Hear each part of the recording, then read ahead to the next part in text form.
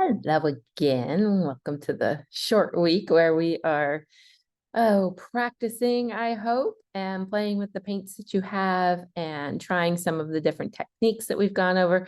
The more that you do them, the more comfortable you'll become with them. So like even if you're just doodling on a page and just testing things out, all of it furthers you, even though it doesn't feel like it. Sometimes it feels like, oh, I'm just playing and it's not important, but play is important, especially in art. The more you can take the time to just have some little play sessions where there's no pressure, there's nothing, you're not trying to make anything. The more practice, that's very real practice and very real exploration and getting that feel for it will happen without all the stress of anything else. So I encourage you this week, take some more time, short sessions if you want. I think that's better sometimes. Let's just get going for 20 minutes and see what we can do. Then go do the laundry and the other things, and then come back to it again. And that's a great thing with watercolor. If you can leave it set up and come back and forth to it, then you can try some of the glazing techniques that I started to show you, all the different things. So that's my little burst of encouragement for you for right now. Anyway, I'll probably come up with some other great ones. Anyway, what I thought we'd do a little bit more of is, I know I talked about warm and cool. We were looking at the color wheel. If you read the article with the color wheel, warm and cool, you'll have a little bit better understanding of that. So if you haven't yet, I would go back to last week and take a look at that.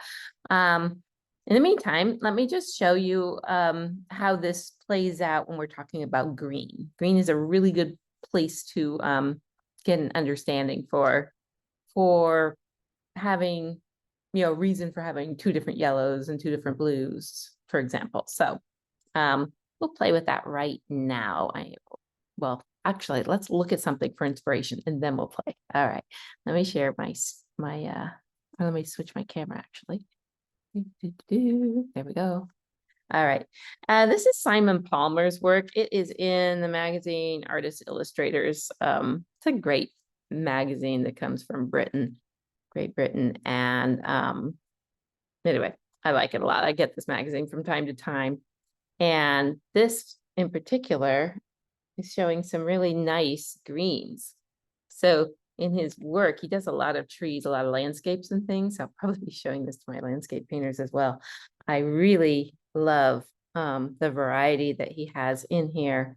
And notice even too, when we're talking about color theory, it's a relatively limited palette. You've got green and you have opposite on the color wheel of green, you've got this red. And that really is serving to pop out and give sort of something to play these greens against, something to kind of grab your attention and take you back. So that's a nice touch. But if we're just considering the greens, I want you just to notice these more yellow colors that are kind of moving towards green. It's kind of a yellow-green shade there.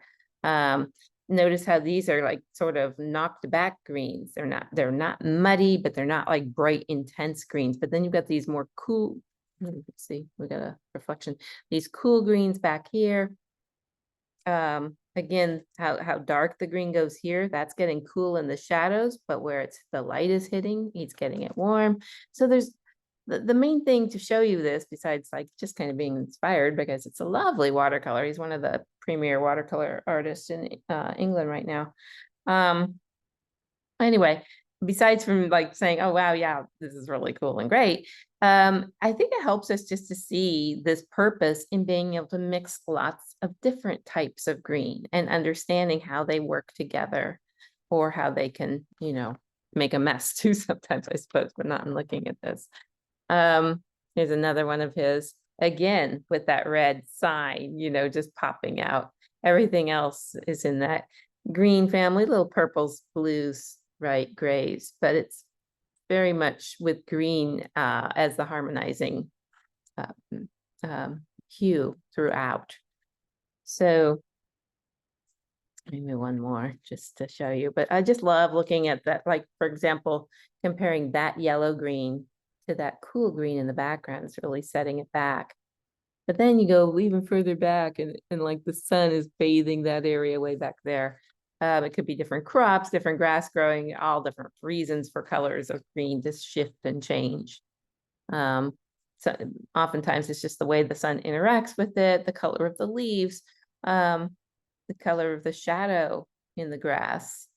Like that's going purple, and that's really standing out beautifully against that cool green. Anyway, it's just fun to see. It's fun to see his sort of more abstract shapes, how he's kind of compressed, I guess, the leaves together. You're not seeing each individual leaf painted out. Instead, you're seeing the idea of these big shapes broken down into smaller shapes. It's a little more information than you need at this time, but might as well point it out to you because that's something to start looking at as you're doing your daily 10-minute sketching. You might start thinking in terms of what are the big shapes I'm seeing? How can I knock that, out into just big shapes? How can I just maybe outline just these big shapes? So it's more, there's so much in here. I mean, as far as his paintings are just gorgeous. Look at that one too. See if that's the end of the article. Might as well go through the whole magazine. Yeah, that was the end. So, so there we are with that. There's yesterday's, but we're gonna maybe play with that a little bit more. But I thought I'd just bring out just a piece of paper for right now, and we're gonna try some different greens. And I'm just gonna start with my tray here. I'm gonna activate it. Remember, if you've got the pan paints, you want to give it a little spritz. Get things activated on there. See, and pull out some different ones there. If not. All right, we'll just start with this and just see how far we can get with it. Here we've got, let's see, I think I'm gonna wipe down this area so we can see, get the blue out of the way. All right, I'll mix right here. So if I get some of this green, that's sort of a, like a Kelly, not quite a Kelly green. It's just a very true green. As far as greens go, it's cool, it's intense, there's a lot of pigment in there. As far as intensity, I guess, as far as brightness and hue, there's nothing knocking it back or muddying it up, or some of those ones that we just looked at in those paintings weren't this is very bright. If I mix a little bit, let me put a little swatch of that down. So as I play with color, you can be doing the same. Take the greens that you have. We're also going to take the yellows and blues. So that's my main thing I want to show you. But I do want to show you the greens I have on my palette, because you might have some greens. And now we want to know, well, how do we handle these greens? Sometimes we'll put that green down. And it's like, oh, that is like super bright, right? And sometimes it's just right. I like it, actually. It's lovely. Let's make a nice big swatch of it. Ooh, a little wash. And we're going wet onto dry right now. We've got complete control. Nice, even covering. Okay, so if I have that swash and it's like, okay, that's more intense than I wanted. I really want to knock that back. Knocking back a green is just going opposite, or any color, it's just going opposite on the color wheel. So if I go opposite on the color wheel, I'm going to get a little bit of this red, which I know I didn't wash off my brush, but this is my mixing area, so I don't care. Anyway, I got a little tiny bit of red on the brush, not much, and I'm going to pop that in there. Yeah, I don't know if you can see that kind of turning purplish. Anyway, as I mix it in, notice how it's kind of gone a little more gray. If I put that down next to it, it's just knocked back a little bit. Not too much, but it's not quite as intense as the other. If I get a little bit more red now, mix that in, I'm getting more of a grayish green. So see, it's still green, but it's a little moving towards the grays. I can also go, this is just a regular cadmium red. If I wanted to go more orange or even pop some yellow in that, then that's going to change it even further. Okay, let me rinse my brush before I do that and mess up my colors. Okay, I'll get a little yellow, and let's mix some yellow into that. grayish green and pop that next to here. Let's see what we have. It's actually getting very watery. I should have made another little batch of it, but you get the idea how that, you know, you can, by what you mix with it, you can change the hue of that color. So here, let me see. I'm gonna grab a little more paint. See if we can get it back to that gray, green. It'd be more like this one here. And now I'm gonna get some yellow. Mix that in there. All right, now we got like a little thicker of a paint I can pop on there. I'll put it there. So that's kind of that's a warmer green, right? We've warmed up this green. We've made it move more towards the yellows. So it's nice just to sort of understand what you can add in order to affect these colors that, you know, as you're mixing. And sometimes it matters and oftentimes it just doesn't, especially in the beginning when you're trying to play with it. But a question I get from beginning students a lot is like they're getting these paintings that are just super bright colors and almost looking, you know, kindergarten-like, I guess. But same time, if you like super bright colors, don't let that bother you, because sometimes it's very fun and happy and refreshing. But a lot of times you're wanting something more realistic. Well, adding things to it is going to move it in that direction. So I've got a little cadmium orange on this. I'm going to mix it in this other gray-green puddle that we made here and just see how the orange is different than, I'm going to pop a little swatch. Oh, didn't get enough color in. Let's get more on the brush. There we go. So you can see it's like it's different, right? You really knocked it back even more because it's more yellow, more red in the orange that we're mixing with that already sort of gray, purple, green. Anyway, you can see all that variety. So when we were looking at that, the magazine earlier, and there were all those different greens, this is a way to play with them. If you want to, sometimes it's like, oh, I put too much of that, or I want to switch it back, or maybe I want to get it more, bring it more towards the cool side again. I can dip into some ultramarine blue, for example, and see what happens when I mix that into my green. Let's pop that over on this side. Oops. Let me see with the shadow, probably not. Yeah, again, I don't have quite enough paint mixed up. There we go. So see how that's moving it into a cool, it's kind of similar to this though, because I was, yeah, in that same puddle. So I moved it back from here to here. So you can readjust things as you're mixing. It's like, oh no, I put way too much yellow or too much orange or something. Compensating on the other end will bring it back to there. You can play back and forth in greens forever, I feel. I'm gonna wipe that out and we're going to look at just mixing up straight from yellows and blues. So say you don't own any green, you bought tube paints and you didn't buy green because I didn't tell you to, because you can mix your own. So I'm just going to pretend that I don't have the greens on my palette here. And same as the tube. So tube, you can put a little bit of that, whatever tube you have, whatever tube yellow you have, put some of that down. Let's just get a nice little dose of that. A dose, dab. Anyway, so I got some nice yellow on there. That's a Hansa yellow. So it's cooler than CAD yellow. Okay, let me see. I'm going to get some blue on there. I'm going to get some ultramarine blue. I'll just play with the two first and see what we get. So let's get some of that on there. All right. So now we have both to play with. And, you know, when you say how much, I can't tell you. I mean, it's always depending on what green you're trying to get. So I'll mix a little bit there. I'll grab some of this yellow. Actually, maybe I'll just mix into this yellow. And right now I'm making a green out of those two. So there's that green. If I mix a little bit more yellow, again, it'll be more of a warmer, or kind of moving towards the warmer. All right, if I get more blue into there, we'll get more of a blue-green.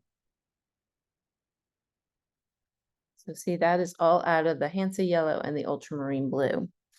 Now, if I have a different yellow and a different blue, what happens? You get different greens. So it's all going to depend on what the paint is made out of, what it's leaning towards as far as pigment goes. If it's a cooler or a warmer blue or a cooler or a warmer yellow. Let me see, I think, let me get some of that on just to see what it is. Sometimes on this palette, it's hard to see. They're kind of dark initially till I put, oh yeah, no, that's the neutral tint. It's like it looked like that other green for a minute, or I mean blue for a minute, but it's neutral. So we won't use that right now. Oh, actually, as long as it's on there, let me just show, well, yeah, let me show you on this dry one what a neutral tint will do. If I glaze over an area, and we're going to do this more like next week or the following when we're talking about values, you can darken a value just with a little bit of a glaze of a neutral tint without changing the hue so much. It's going to be that same green, slightly darker, just by neutral tint. So that's a nice one to have if you don't have that. Payne's gray is similar. It changes the hue slightly, whereas neutral tint really doesn't affect it much. All right, let me get to that one right on the other side of the blue. Let's see what that one. Yeah, that's kind of more the one I was going for. It's kind of leaning towards cerulean. It's not exactly cerulean. I don't think I have a cerulean on this palette, but I might look for one later. Anyway, that's another blue that you might have, like a warmer, actually, let's see, it's moving towards the yellow. So a cooler, blues are funny that way. So like to me, that looks warmer, but it's actually, since it's moving over towards the yellow side, that'd be called a cooler blue. Whereas the ultramarine, and this is a debate that goes on and on as far as which is warmer, which is cooler. Since the ultramarine has more red in it, it would be the warmer of the blues. So, that said, let's take that and let's keep that be the thing that we change. We'll keep the yellow the same just so we can see what happens with a different blue and the same yellow. We'll mix it up. And look at that, we get a very bright, very warm green. It really handles differently than the other one. It's very intense green. All right, so let's see. I'm looking to see on this palette if I have a warmer yellow, kind of like if I took the, actually, let me just use up this paint because why not? Put a swatch down there that maybe we'll play with afterwards. Maybe a swatch of this brighter. Let's dry and do something with them. Okay. Now we'll wipe that out. Oh, I always hate wasting paint. It's like, you might use this for something. Okay. Oh, that blue really stained my tray. Isn't that wild? I have to really clean that later. It must have been a phthalo in that. That's probably phthalo. Phthalo is very staining. It's, and some people love it and some people hate it. It is similar to the cerulean, but the cerulean doesn't have nearly the staining power and the pigment power that a phthalo does. You only need a little bit of phthalo, and a little goes a long way. All right, done with that. I'm gonna go for some yellow ochre. That's like a mineral dug out of the earth. It has more opacity than some yellows. Actually, I'll put some down just by itself so you can see too. See, it's a much warmer yellow, not the cad yellow that I was looking for. I don't have a cad yellow on this particular palette, but it's a nice one to play with because that gets into a lot of your, moss greens and things that you can make with this. So we're going to take that. We're going to take, actually, when did I put a big puddle down? Let's get it all. And then we'll have two areas. We can mix some ultramarine and we can also mix some of the phthalo. All right. So ultramarine in this part. Oh, that went very dark. I feel like I gotta, yeah, I'm just gonna mix it all. Get more yellow in there. Oh, it got really, really, it's not muddy, but kind of grayish. I feel like because that has more of the red tones in that yellow. Anyway, it's still a green, so it's a good shadow green, like on a tree or something as it turns. You never know. But so it's still in the green family, but it's very, very earthy.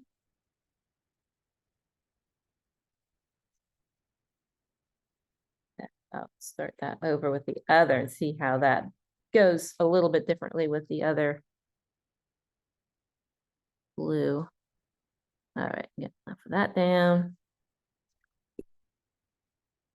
And now we'll get that blue. Put that next to it and see the difference. See over there? Yeah. So see, it's a brighter one, much brighter than that one. Anyway, it's kind of fun to try. Play with all the different ones you have, all the colors, and see what happens. If I have something too bright, I want to knock it back. Here, let me just get the rest of that blue in. I can move it in different directions. So here's with a little bit more blue in it. Oops, that's, see it. So see, this is like a huge mass of variety. As long as we have that there, right? Because I left these and this for a reason. I'm gonna glaze over it too, show you that idea. Like we talked about with those little sheets of plastic, colored plastic. Glazing is when it's all the way dry. Yeah, boom, this one for sure. We can affect it by glazing more color over. We'll be doing lots of this. Let's see. All right, what if, I'm just trying to think what to glaze. What if I glaze a little bit of blue? We'll go with that one. Let's glaze a little of that over the top of this. And so you can see color through it. You see these transparent layers. Let me pull that all the way to the end. So you see the blue, but then you see how it transforms that green. Let's put a piece over this too. So notice what it does to it, how it changes it. So you can definitely affect that. Like if you were painting a whole flower and you put all that yellow in first and then went over with the blue to get your green parts, you could do it for that reason, because you get this really beautiful depth of color that way. You're getting little bits like of this blue floating on the yellow that you look through like a prism. And so it really gives a luminosity, which is something that you want to practice. You want to just take a day or a day, but take an hour, half hour, and do what we're doing here. Play with your color and see if you can create these luminous layers. All right, let's try the ultramarine blue just to see what that's going to do. I'm getting just kind of a medium consistency on all of these. I forgot to talk about that, but mostly sort of like a low fat milk. So it's not super thick like a homogenized or like a whole milk, sorry, but it's more kind of an in between. It's not too thin. You got some body to it. There's some particles on there. So let's put the ultramarine through that one. Let's put it on this one. Let's go up and add it to that one. So you can see through. And when those dry, I can even build more and more and more. Watercolor is a series of layers, always, like letting stuff dry all the way and going back in. You can do, of course, the wet on wet, letting the stuff bleed too. However, coming back in and refining and doing areas of glazing is going to just give more of the controlled edges, right? Less of the fuzziness that you get in a wet on wet. But also these layers as they dry of paint sitting on top of paint, sitting on top of paint. When it dries, it's always dries lighter, like I mentioned. So here, I'm gonna put a little yellow in here to our wet paper. I wanted to point out too, let me get a different brush. When I put stuff down, when I put water down, right, to do a wet on wet, you want to make sure it's not puddling. Now I'm gonna put when I put the yellow onto there, I can tilt my paper and let it go all the different places I wanted to go, but it's not going to go past where the water is. See the sheen on that? That's the kind of sheen that you want. You don't want a puddle, but you want it shiny. Once it starts getting dull, is when you're gonna get the little cauliflowers, the little blooms. And if you don't want them, then this is a way to avoid them, is by like having kind of the speed of going right into it, not waiting too long. It's always a timing thing. Okay, so I have some yellow there. Now I'm going to pop some blue in with it. Let's get the other blue. So if I touch this is again called charging, and watch that color just mingle and mix. And again, I can tilt my paper. If you've got it on a board, tilt the whole board.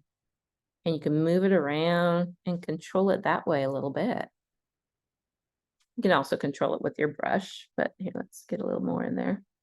If I just touching it, letting the paint release from the brush, it's going to stay again in that wet area.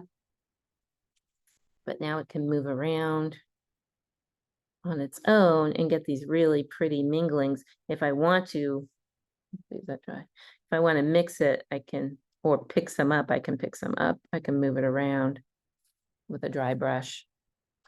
But that's wet on wet.